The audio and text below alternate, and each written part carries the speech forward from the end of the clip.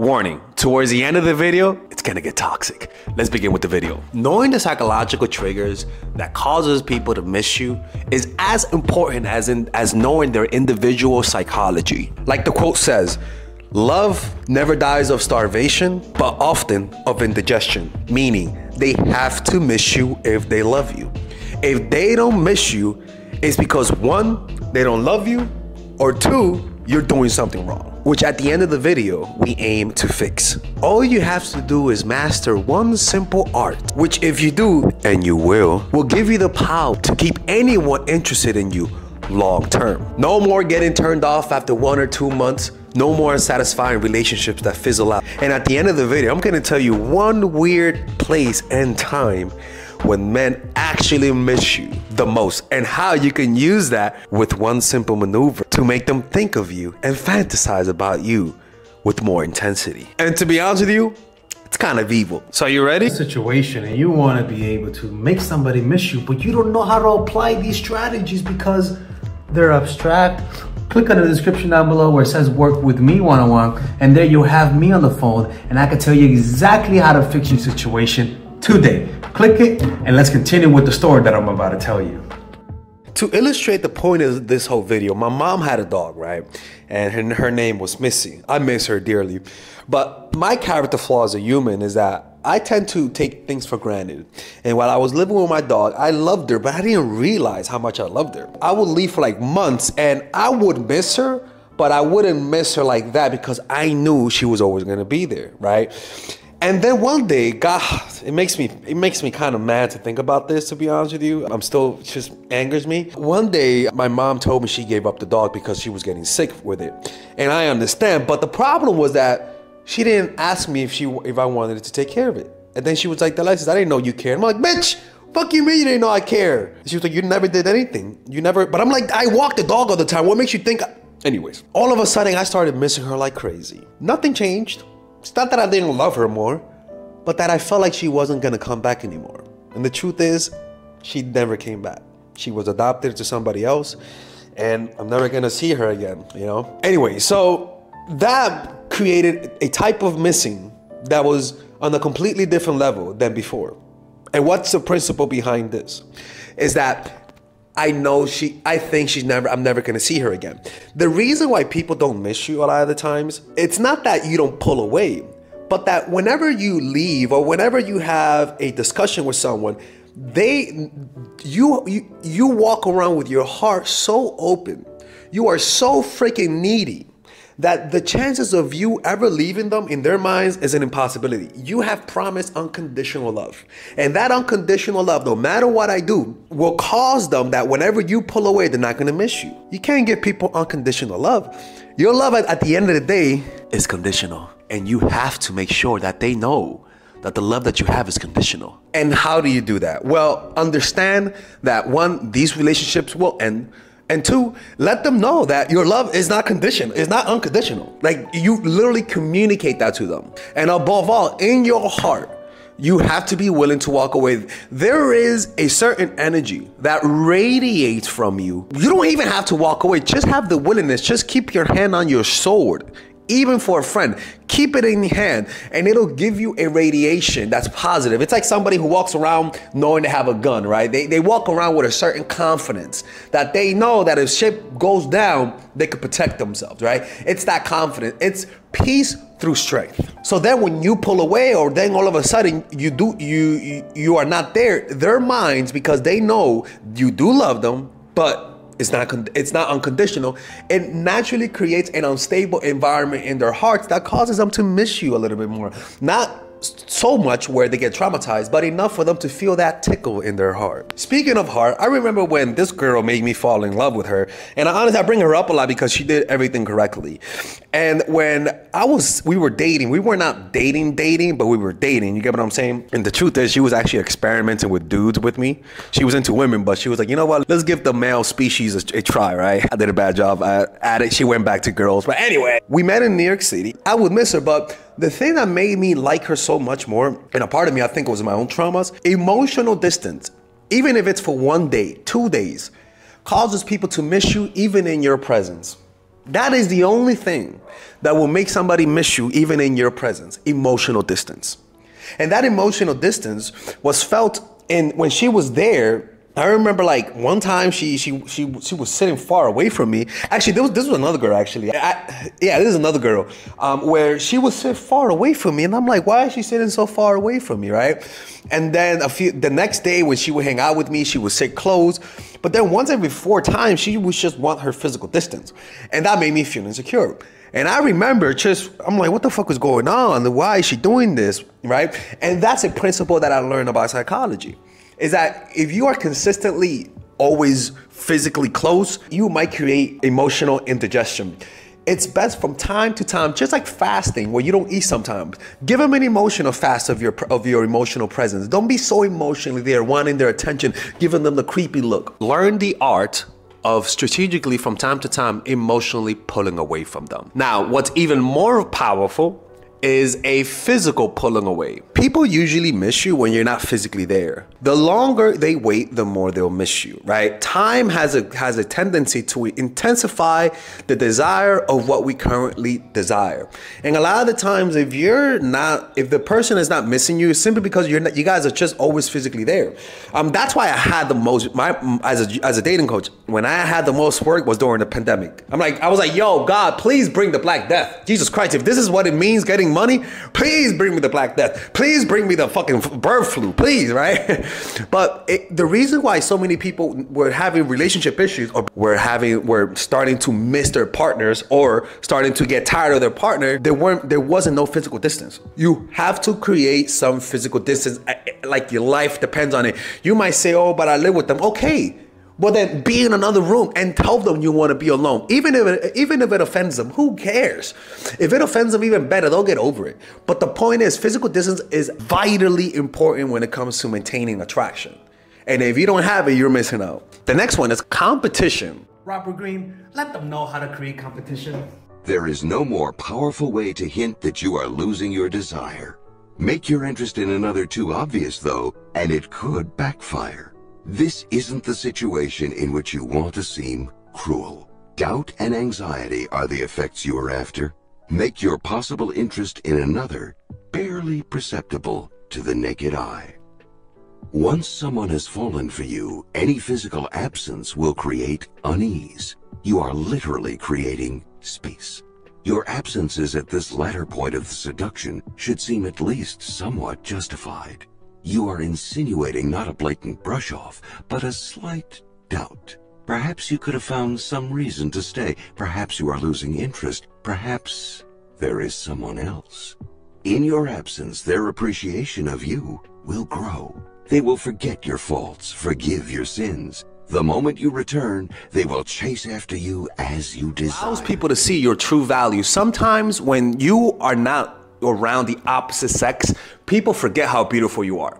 Like, I swear to God, I dated this one girl many years ago. I think she was Swedish, but she lived in London, right? But she would travel to New York City, and she would stay with me for a few weeks at a time.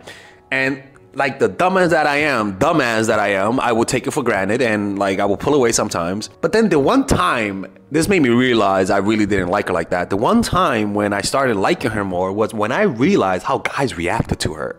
Like when guys would see her, or better yet, when women would see her, they would be in fucking awe at her. Like just awe. Like I'm like, fucking blind. Like I would notice people giving her discounts, giving me discounts because of her. I'm like, what the fuck is going on? She would get invited to parties right in front of me, and I wouldn't even get invited by them, right?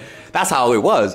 But when there were people giving her attention, that's when I'm like, oh shit, she is really attractive. So what does that say? Well, that competition, or to eliciting, or causing a testosterone response in a guy, right? Like me, right? Your eyes, first of all, your eyes become sharper, right? When there's competition, your eyes become sharper. You start seeing details. And that detail also means you start to see the true nature of the person. They are really attractive. Emotionally, competition causes you to want them no more, to possess them more. It becomes obsessive, like a drug rush. Now, you don't have to bang the whole football team to create this effect, right? No, I don't want you to do that and then tell people you watch my channel. What you want to be able to do is to just have people of the opposite sex in your life. In other words, have a life. Don't just be at home all day. Do something outside of work. You could even talk about, like, for example, with me, when I had a drawing teacher, one of my teachers was a woman, right? And I would tell the girl that I was dating, I was like, yo, she's a great, man, she be teaching some good shit, right? And I remember the girl I was dating, she got jealous because of her, right? And the lady was a fucking 45, 48, I don't know her age, right? And, you know, so it's kind of like, I'm not into older women and stuff like that, but she knew that, but yet she still felt jealous, right? And so it's important for people to have that type of jealousy from time to time. It's healthy. It compliments me, makes me feel nice, right? But also, in her eyes, for that moment, she realizes what she has, right?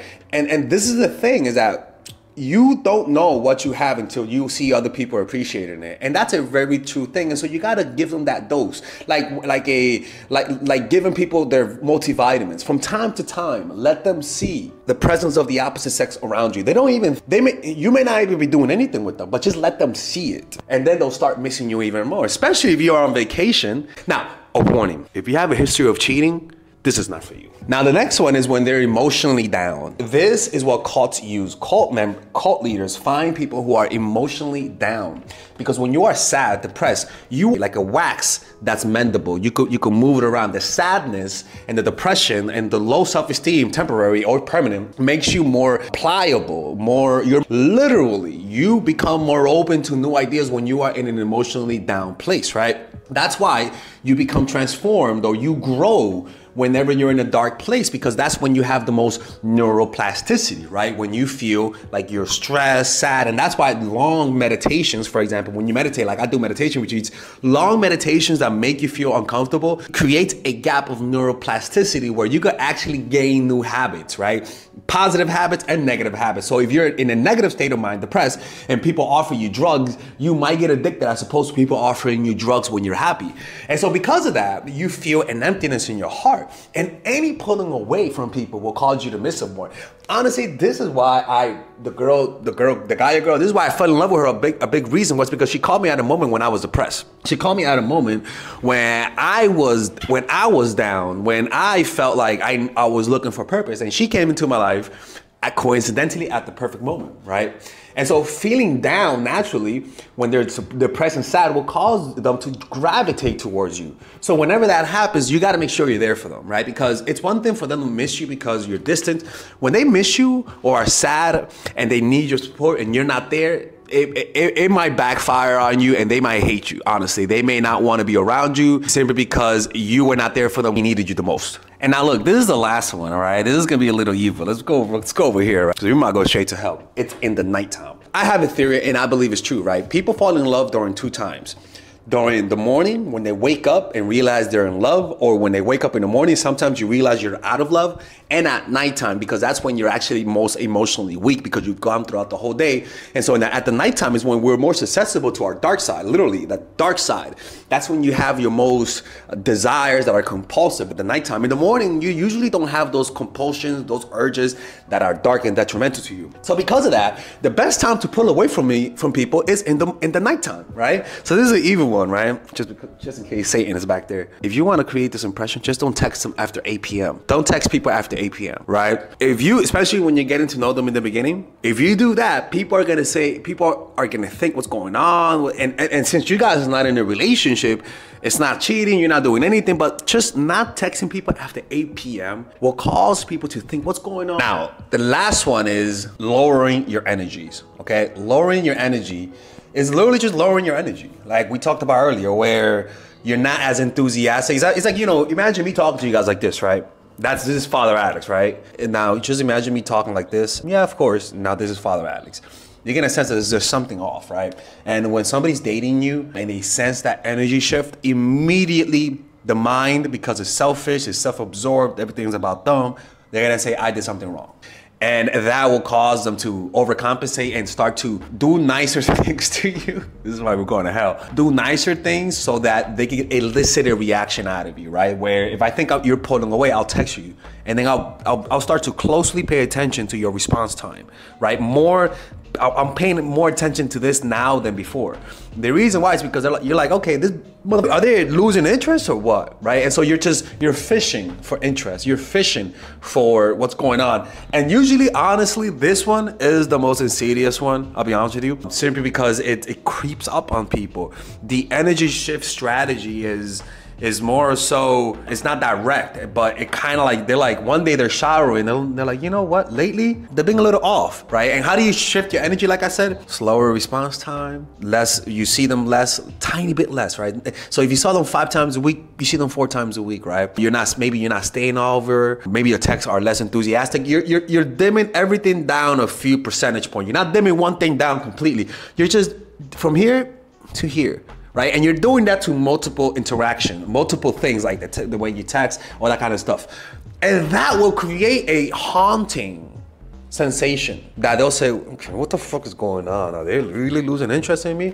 And that's a really powerful way to do it. This is the end of the video. So a lot of you guys have been asking me, how can I purchase all of your courses in one go? Well, if you guys want to purchase all of them, you guys can join the Mindful Attraction University, people. Yeah, that's right. And in this, you'll be able to access all of my courses for $3.99. Initially, if you purchase all of my courses, Emotional Mastery, Psychological Game of Attraction, my new course, The Feminine Woman, Natural Chemistry, Charisma Blueprint, Nice Girl, you guys can purchase all of it for $600, but with the bundle deal, you guys can purchase it for $3.99, or you guys can purchase it in 3 easy payments of $125, people. Yeah, that's right. Or you guys can purchase it with the bonuses. So you not only do you get the courses, but the bonuses, and that comes down to $7.99, or 4 easy and mindful payments of $199. Now, these bonuses are not regular bonuses. These bonuses are legit, almost like courses within a course, right? So you guys can just click on the description down below and explore the types of bonuses. For example, I have bonuses on how to get over your ex, how to become more creative, how to, especially in the Feminine Woman, I have a bonus about how to penetrate the mind and how to speak in a way that gets people to do what you want them to do. Like, it's honestly one of the craziest sections that I've ever made, because most of these courses, people, I come up with those ideas in meditation retreats. Nobody goes to the extent that I go. I go to meditation retreats to create these courses. There's a 14-day money back guarantee. If you don't like it, just ask me for the money back within 14 days, and I'll give you all the money back. Father Alex has never rejected a money back offer if I offered it. So, and if you guys already purchased one of my courses, for example, and you guys want to get the bonuses while getting a discount, you know what I'm saying? I have discount codes for people who purchase my courses. So if you purchase my courses, just send me a private message. Or if you work with me one-on-one, I'll give you a big discount for the courses. And there I can help all of you guys understand that this is a movement. Most people never knew this type of knowledge before. And I am trying to empower women across the world and liberate them from these negative and one-sided relationships through these courses. So hopefully you guys can spread the message and help other people out. And I'll see you guys inside, or else I'm close to the